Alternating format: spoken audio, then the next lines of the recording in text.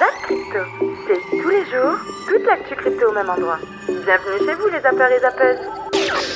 Bonsoir la cryptosphère, on se retrouve comme tous les jours avec notre Firen Grinaldex côté crypto qui se trouve aujourd'hui dans la zone de grid à 55. On va pas se mentir, ça fait plutôt plaisir de le voir par ici. Du côté des marchés US, on est également dans la zone de grid à 70. Comme tous les vendredis, j'en profite pour souhaiter la bienvenue à tous les nouveaux zappeurs et zappeuses. Sachez que vous pouvez retrouver en description de chaque zap crypto tous les intervenants et leurs vidéos, ainsi que tous les timecodes pour naviguer plus facilement au sein de la vidéo. Et si c'est la première fois que tu débarques ici, n'hésite pas à t'abonner si le zap te plaît. Vous pouvez vous installer confortablement. Votre zap va commencer. Je vous souhaite une excellente vidéo. C'était Zap Crypto. Aujourd'hui, on vient vous parler de comment miner chez vous et réutiliser la chaleur qui est produite par les ASIC pour pouvoir miner tout en réglant toute une partie des problèmes qui peuvent arriver quand on imagine miner chez soi. Et donc ça, on en parlera. Donc le nom qu'on a trouvé pour cette initiative, parce que c'est quelque chose d'un peu nouveau, que nous on explore avec Blob depuis un moment, c'est on a trouvé le nom Atakai, ça veut dire la bonne température en japonais. Donc écoutez, on a trouvé ce nom, c'était plutôt marrant, et donc du coup on va appeler ça comme ça pour l'instant. Et du coup voilà, donc on a en première image une des fabrications de la communauté. Oui, il y a aussi cette nouvelle là, Samsung, le géant de l'électronique consumers, parce que c'est pas juste des téléphones, c'est pas juste des télés, font plein de trucs en fait dans l'électronique. Coréen, c'est un coréen, et une de ses branches d'investissement lance un ETF Bitcoin à la bourse de Hong Kong. Mais sinon, ça veut quand même dire que les institutionnels se penchent maintenant très sérieusement sur les crypto-monnaies. Ça démarre à Hong Kong, donc c'est un petit pas pour le Bitcoin, c'est un grand pas pour les institutionnels. Hong Kong, c'est le seul marché d'Asie où les ETF à terme Bitcoin sont cotés maintenant et négociés sur le marché institutionnel. Donc c'est une nouveauté. Donc ça, c'est quand même plutôt une bonne nouvelle. Ensuite, nous avons BFM. BFM qui nous parle un petit peu de FTX, et pour rappel, on savait déjà que dans les créanciers de FTX, on avait par exemple Netflix, Apple. Là, on apprend qu'il y a Société Générale, Crédit Agricole et BNP Paribas. Alors pour tous ceux qui, en l'occurrence, ont eu des soucis parce que ils ont récupéré de la crypto sur leur compte en banque, ils ont reçu un petit courrier, demandant comment ça se fait, d'où ça vient. Bon, voilà, du coup, il y a des sourires qui sont en train de se faire derrière son écran parce que c'est normal. Et ce qui est intéressant de noter, c'est que est-ce que la due diligence qui est normalement propre au gros groupe a été réellement faite, qui est le processus qui permet de déterminer oui ou non si c'est vrai ce qui est en train d'être proposé, sous-entendu est-ce que FTX est bien une véritable société, est-ce qu'elle est bien gérée, est-ce qu'il y a bien des comptes, est-ce que c'est bien déclaré, sous quelle forme, quels sont les actifs, quels sont les assets, et est-ce que je paye le bon prix par rapport à l'investissement que j'ai effectué. Bon, là en l'occurrence, ce n'est pas le cas, et ce qui est vraiment important, c'est que du coup, la position anti-crypto officielle risque d'être mise à mal par justement leur politique d'investissement.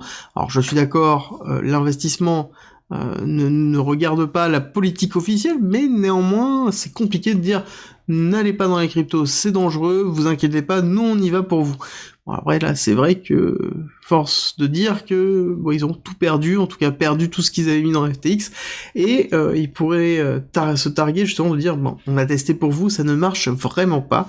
Mais en tout cas, c'est intéressant de voir que les gros groupes sont présents dans les acteurs des cryptos, ça on le savait déjà depuis un certain temps, mais là, c'est mis à grand jour.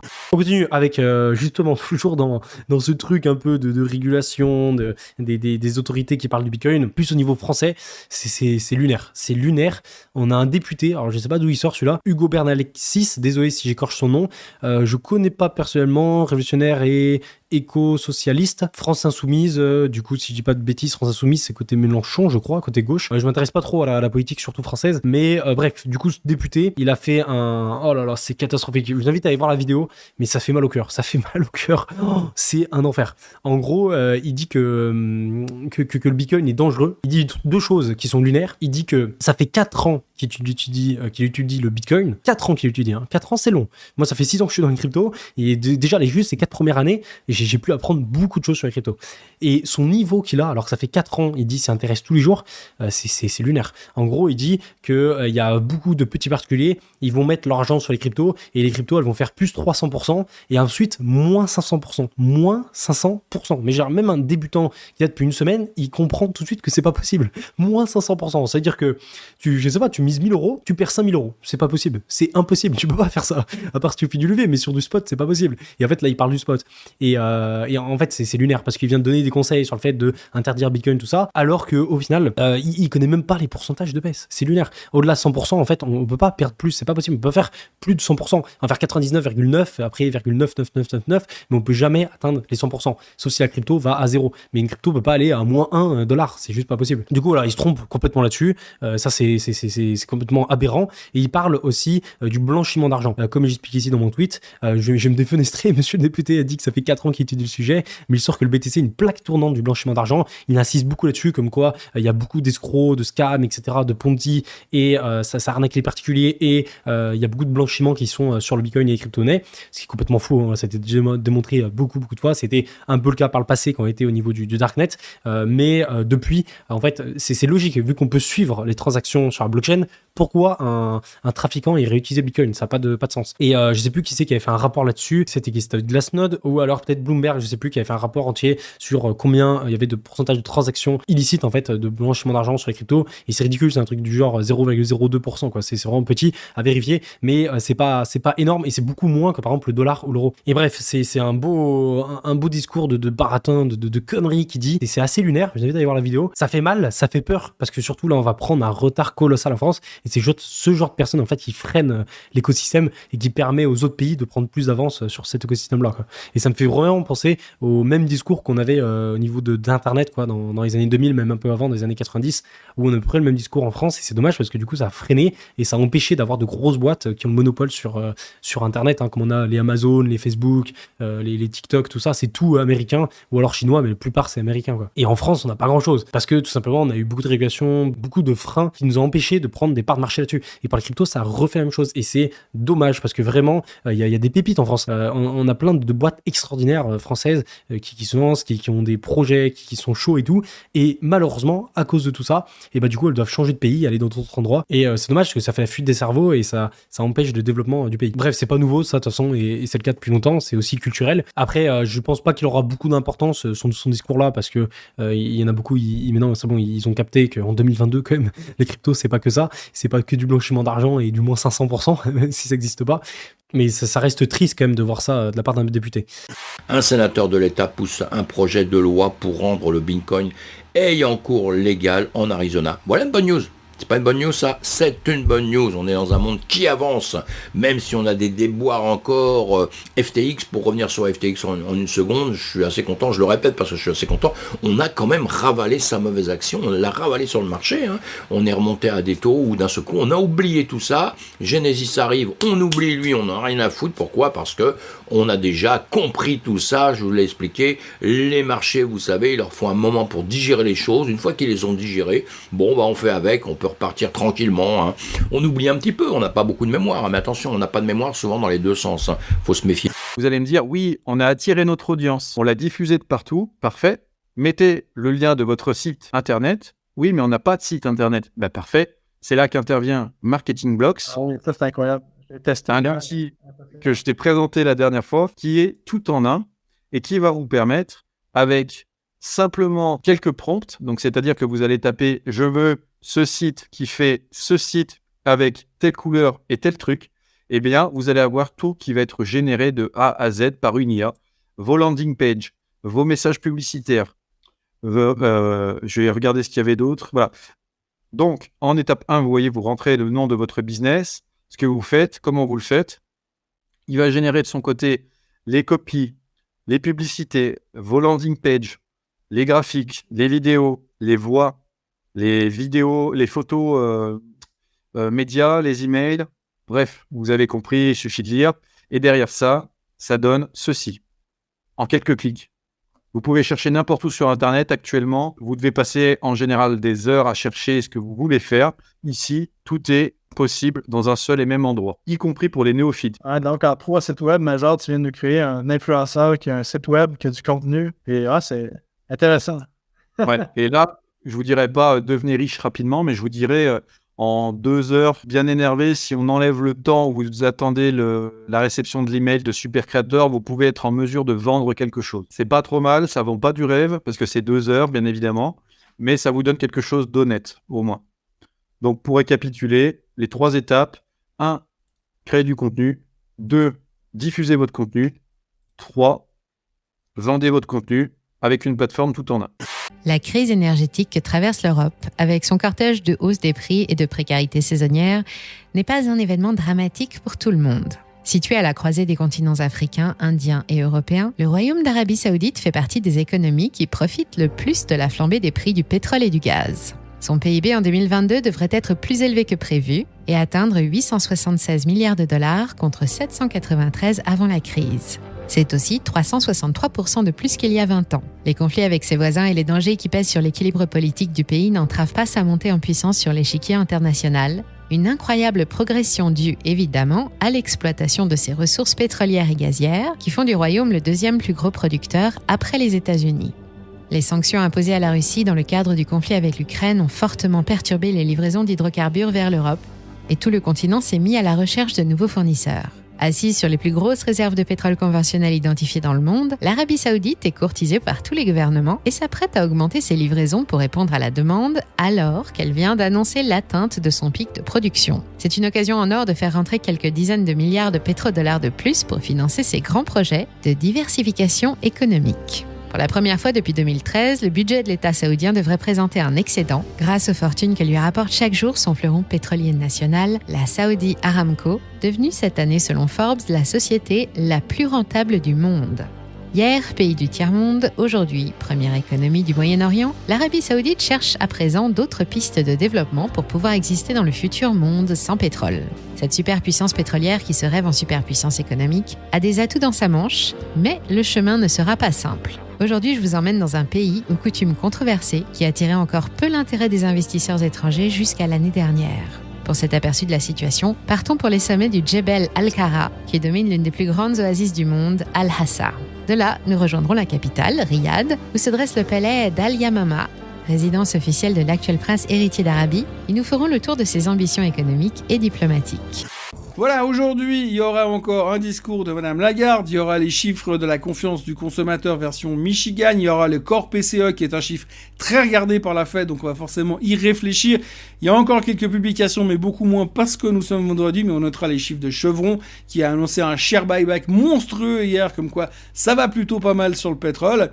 Et puis, autrement, eh bien, on va attendre tranquillement la fin de cette semaine et on va se concentrer sur ce qui va arriver la semaine prochaine parce que ça va être énorme. Apple, Google, Amazon et puis la Fed qui se réunira, je le rappelle, pour ceux qui ont oublié déjà, mardi, mercredi et mercredi soir. On saura si Monsieur Powell est d'accord avec nous ou pas. Aujourd'hui dans la retraite, on a un graphique très intéressant qui nous indique un peu ce qui se passe au niveau du Ponzi de la retraite. Donc le plus intéressant ici, c'est le rapport démographique, c'est cette ligne qui fait que descendre. On peut voir qu'en 1975, on était sur du 3 travailleurs pour un retraité, d'accord ? Et ça fait que descendre, ça fait que descendre, ça fait que descendre. En 2015, on est sur du 1,4 travailleurs pour un retraité. D'ici peut-être 10 ans, un délire comme ça, on sera sur du 1 travailleur pour un retraité. Il y a des fortes chances que les gens de moins de 40 ans, et encore, je suis optimiste, ne toucheront jamais la retraite parce que d'ici là, le Ponzi sera effondré. Là, on voit clairement l'effondrement du Ponzi, d'accord ? Une fois que ça tout en bas, il y aura plus d'argent retraite. Le problème de ce Ponzi, c'est pas que ce soit un Ponzi, c'est que les Français sont obligés d'investir dans cette merde qui est vouée à se péter la gueule, un peu comme certains shitcoins. Donc la retraite est un shitcoin. Vous investissez et vous savez que vous allez perdre. Il y a plusieurs solutions potentielles. Il n'y a pas que le Bitcoin. Il y a également des actifs qui ont fait leurs preuves depuis très longtemps. Coca-Cola, McDonald's, des trucs comme ça. Même si c'est de la merde, ça monte avec le temps, donc ça c'est plutôt positif. Et également, sachez que le monde ne se limite pas à la France. Je vais pas approfondir ce sujet. Le monde, c'est pas la France. Il est très très proche de sa grosse zone d'imbalance. Je vois pas pourquoi on n'irait pas la chercher sincèrement. Maintenant, le prix est en train de bien consolider ici sur ce support. Et il y a le risque, comme on en a parlé, d'avoir des taux qui remontent. Là, mes taux ne veulent vraiment pas s'afficher, je ne sais pas pourquoi. Mais les taux peuvent remonter à tout moment. Et si les taux remontent, les taux à 30 ans et que le dollar remonte, ça fait des pressions vendeuses et sur le gold et sur les assets à risque. Et donc, il faudra s'attendre à un dip du Bitcoin et des indices. Mais là, pour l'instant, il n'y a pas encore de signal. Pour moi, pour avoir un signal de reversal, il faudrait venir casser ici les 102,6 points. Pour l'instant, il n'y en est pas. Mais si on casse les 102,6 points, il y a un petit signal de retracement probable sur le dollar index qui pourrait retracer où prends mon sommet précédent, petite zone de rechargement de short, peut-être vers les 103 points, 104 points. Et ça pourrait mettre un coup de pression aux assets à risque. S'il n'y a pas de signal ici, cassure baissière, et donc rappelez-vous, on en parle depuis des semaines, mais la zone d'imbalance entre 101,2 points et 99,4 points. Et une fois qu'on vient dans cette zone, là, il y aurait des probas d'essayer d'avoir des rebonds sur le dollar index pour retracer ce mouvement baissier qui dure depuis plusieurs mois, donc de la gestion du risque à faire sur les assets à risque ensuite. Alors, l'indicateur en question est un mélange des bandes de Bollinger et de l'oscillateur RSI. Il est vraiment efficace, comme vous allez pouvoir le constater par vous-même. Pour l'exemple, je vais me concentrer sur deux éléments, la courbe rouge qui fait partie des bandes de Bollinger et la courbe bleu foncé qui est le RSI.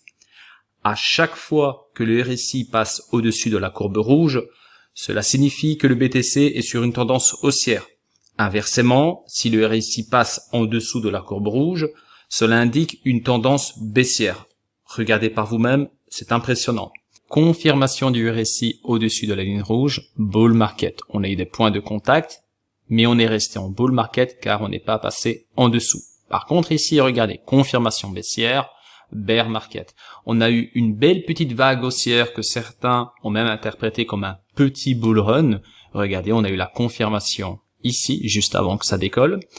Et ensuite, on a eu notre confirmation baissière pour descendre jusque mars 2020, souvenez-vous. Ensuite, confirmation haussière ici quelque part en mai 2020. On pouvait acheter du BTC sous les 10K. Donc vous voyez, cet indicateur-là ne va pas vous faire acheter vraiment sur les points les plus bas, mais il va vous donner des confirmations juste avant un bull run ou un bear market, comme pour l'exemple ici. Donc regardez ici, confirmation baissière avec cette bougie du mois de mai 2021. Alors malgré qu'on a marqué un nouvel ATH ici en octobre, voire novembre 2021, on n'a pas eu, regardez, de confirmation, on a juste eu un point de contact. Je trouve que c'est chirurgical. Bon, maintenant, ce qui nous intéresse bien évidemment, c'est de nouveau le passage de la courbe du RSI au-dessus de la courbe rouge qui fait partie des bandes de Bollinger. Il faut être prudent, car nous n'avons pas encore clôturé le mois de janvier. Si nous clôturons au-dessus de la courbe rouge, cet indicateur nous donnera un feu vert. Si nous clôturons en dessous, il faudra attendre. Il est également important de noter qu'il peut y avoir des retracements sur le BTC en février, même si nous clôturons au-dessus. Pour invalider cet indicateur, il faut clôturer au-dessus et ensuite en dessous sur une période de 2 à 3 mois. Je ne sais pas vous, mais j'ai l'impression que le mois de février va être surprenant. Il y a des petits gaps, etc. à aller combler, d'accord? Il y a des petits gaps qui sont là. Salut, c'est moi, je m'appelle Gap. Et le gap, il est là entre les 20 400 et un peu plus bas ici, les 19 900. Et donc, il n'y a aucune contrainte au fait que le BTC aille rechercher ce gap-là, histoire de le combler. Je rappelle aussi, ça c'est aussi important de voir, il y a pas mal de gaps qui sont faits pendant le bull run précédent, qui n'ont jamais en fait été comblés pendant le bull run, d'accord? Alors oui, on va rechercher le gap par exemple ici des 26 000, alors oui, on va rechercher le gap ici des 18 000, 19 000, mais on les comble 3 ans après, enfin allez, là c'était quoi? 2020, bon allez, 2 ans, 2 ans et demi, 3 ans après, d'accord? Mais c'est vrai qu'on n'est pas obligé de les combler. Il y a des gaps qui n'ont pas été comblés, ici par exemple, là, toujours pas comblé, un gap à 9 000, toujours pas comblé, bref, c'est vrai, d'accord, il ne doit pas être comblé à l'instant même, mais voilà, on a quand même l'esprit qu'il y a un gap et qu'il a son rôle et qu'on peut aller le choper. Kim Jong-un, lui, qui nous dit que là, on est dans la zone avant le bull run et le bull run, c'est parti juste après en comparant avec ce qu'on avait avant. Après, on fait attention, c'est un indicateur, c'est pas une boule de cristal, donc on est content de voir ça pour les boules, mais attention, c'est juste un indicateur. Il peut avoir totalement tort aussi. On a maintenant Amazon qui, alors pareil encore prendre avec des pincettes, lancerait des initiatives dans le monde du NFT Metaverse, là, sur le premier trimestre 2000, en tous les cas avant le mois de mars. Et c'est bien évidemment des très très bonnes nouvelles parce qu'on se rend compte finalement que tout le GAFAM arrive quasiment dans le monde du Metaverse des NFT. Donc c'est quand même des très très bonnes nouvelles. Et c'est pour ça qu'en termes de rotation sectorielle, je pense qu'il va falloir, là tout de suite, commencer à regarder les projets intéressants dans le monde globalement du Metaverse, du NFT, du gaming. Encore une très très bonne nouvelle après celle récemment sur Apple. Donc Kevin Rose, les amis, c'est un cryptomane aux États-Unis, c'est un podcaster, on va dire, qui est assez connu et qui est assez bon dans ce qu'il fait, je trouve. Pour le suivre, je trouve qu'il est assez bon. Il s'est fait rect 1,4 million de dollars. Donc c'est une attaque phishing visant OpenSea et les NFT appelés Seaport Signature. Ce qui me sidère là-dedans, c'est que tu vois, le néophyte qui se lance dans la crypto, ça peut lui arriver, ça peut arriver à tout le monde, mais là, ce gars-là, il a le cuir tanné, le gars, tu vois, il connaît, il sait comment ça se passe, mais malgré ça, il a quand même réussi à se faire hack. OpenSea qui a gelé les NFT concernés et empêché qu'ils soient vendus sur sa marketplace. Ce qui est bien, voilà, c'est exactement ça. Il perd 1,4 million donc de NFT. Voilà. Et tu viens de l'expliquer, c'est par un système de signature. Donc quand vous faites des transactions via MetaMask ou via Trust Wallet ou ce genre de wallet, quand vous connectez, donc vous avez déjà une opération à saisir, tu vois, pour valider que tu te connectes au bon site. Et derrière, si tu fais un échange, quand tu te connectes à OpenSea, on va te demander ton mot de passe, tu vois, et valider que tu te connectes. Et derrière, quand tu vas faire une transaction, c'est pareil, on te demande de signer. Sauf que on le voit dans l'article, la signature, elle ressemble à rien. Tu sais pas si ça parle de 1 NFT ou de 40. OpenSea te permet aussi, tu as la possibilité de, si tu veux, de faire des échanges de groupes, d'accord, de plusieurs NFT et ce genre de choses. Et en gros, c'est ce qui serait arrivé à ce mec-là. C'est qu'il y a pour 1,4 million dans son wallet de NFT qui aurait été soulevé parce qu'il aurait approuvé une signature qu'il n'a même pas comprise lui-même. Moi, de ce que j'ai compris, il était en train de faire une transaction, donc un échange, mais il considérait qu'il faisait un échange pour un NFT. Et de là, en fait, vu que la signature, c'est pas clair, et c'est sûr que aujourd'hui, on va pas se mentir, c'est pas donné à n'importe qui. Ouais, et puis c'est comme lire les CGU, tu vois. Voilà. Border, exactement. Tu vois, je validais en me disant si c'est ce que je suis en train de faire, ça serait quand même ballot de valider en même temps qu'un escroc. Écoute, si j'avais 1,4 million sur le wallet, peut-être que ça me serait déjà arrivé, tu vois. Le truc, c'est que en gros, les amis, la signature, donc il a signé pour la transaction, mais c'était une signature bidon. Donc en gros, la signature lui a juste autorisé le gars qui lui a envoyé à mettre tous les NFT qu'il possédait dans son wallet en ligne. Et comme tu l'as dit tout à l'heure, sa notoriété a fait que OpenSea a gelé ses NFT. Maintenant, ce qu'il faut relever de là-dessus, c'est que effectivement les signatures, quand tu fais ces transactions, que ce soit chez MetaMask, Trust Wallet ou ce genre de choses de ce type de wallet, c'est pas très compréhensible pour le commun des mortels. Et tant qu'on en sera là, effectivement, il y aura ce type d'erreurs qui seront accessibles. Personne n'est suffisamment prémuni, si tu veux, pour vraiment naviguer. Et là encore, on est en bear, on est en train de faire une transac par mois, ça va, tu vois. Mais quand tu vas être en boule et que tu vas commencer à t'exciter et que tu vas vouloir te mettre sur des collections, c'est là que le risque il va apparaître, très clairement. Prenez les bons réflexes aujourd'hui et derrière, on sera tous contents. On a Aletheia, qui est donc un studio de recherche et développement, en fait, qui a développé une technologie qui s'appuie sur ChatGPT pour créer des NFT. Du coup, ça s'appuie sur Polygon. En gros, c'est comme ChatGPT, vous mettez une phrase et en fait, ça vous crée un NFT qu'après vous pouvez minter directement. Et du coup, donc ça vous crée aussi entre guillemets le code derrière, le smart contract, tout ça, pour que ce soit un vrai NFT sur Polygon en bonne et due forme. Alors moi, je l'ai fait. Je suis pas encore allé voir le résultat, donc je vais le voir en direct. Je crois que de tête, j'ai marqué Monsieur Rabbit, sachant qu'ils savent pas qui je suis, parce que je vous rappelle qu'en fait, ChatGPT, il ne puise pas constamment dans Internet, en fait. Il ne puise pas les informations en direct. C'est pour ça que ChatGPT peut pas vous donner la météo du jour. En fait, ChatGPT, il puise dans, c'est comme s'ils avaient genre toutes les encyclopédies du monde qu'on leur a mis dedans, et ils puisent là-dedans, en fait, dans un savoir qui est fixe, tant qu'on l'alimente pas avec autre chose. Du coup, forcément, ils savent pas qui c'est Monsieur Rabbit, mais en tout cas, j'ai mis Monsieur Rabbit étant un personnage de vilain dans les super... pas vilain, du coup, j'ai mis super-héros. Monsieur Rabbit en super-héros, en train de manger une carotte magique dans le ciel, et je veux un truc réaliste. J'ai marqué ça. Donc, on va voir ce que ça donne. Peut-être ce sera un gros échec, un gros fail. Ok, c'est marrant. Bah là, je vois pas du tout les Monsieur Rabbit, mais du coup, voilà, ils m'ont fait un super héros avec une petite explication ici. Donc intéressant. Donc là, du coup, j'ai du crédit et si je voulais, je pourrais en fait le minter, en fait, le frapper pour du coup l'avoir en vrai. Donc bon, au final, c'est juste un Superman avec une tête qui me ressemble pas du tout. Mais écoutez, voilà, ça a le mérite d'exister. Il faudrait, je pense, un peu, c'est comme ChatGPT, hein, il faut performer un peu le truc, mais ça peut être intéressant. Peut-être que j'aurais dû mettre carrément un lapin plutôt que Monsieur Rabbit. En tout cas, voilà, je vous mettrai tous les liens en description. C'est assez intéressant. Et de toute façon, tout ce qui touche à l'AI, à l'intelligence artificielle, c'est un peu sans fin. C'est intéressant et flippant à la fois. Donc forcément, ça suscite la curiosité. Je voudrais vous dire que le métaverse n'est pas une zone de non-droit. Certes, on a plein de métaverses, des métaverses ouverts, des métaverses fermés, avec une nouvelle cybercriminalité qui s'organise, mais les outils juridiques et les use cases commencent à nous montrer, nous les juristes, qu'on doit s'organiser pour lutter contre cette nouvelle cybercriminalité. Alors, tu vas me dire, Alex, de quelle cybercriminalité il s'agit ? Alors, la première, c'est que d'abord, toutes les infractions qui existent dans le in real life existent également dans le métaverse.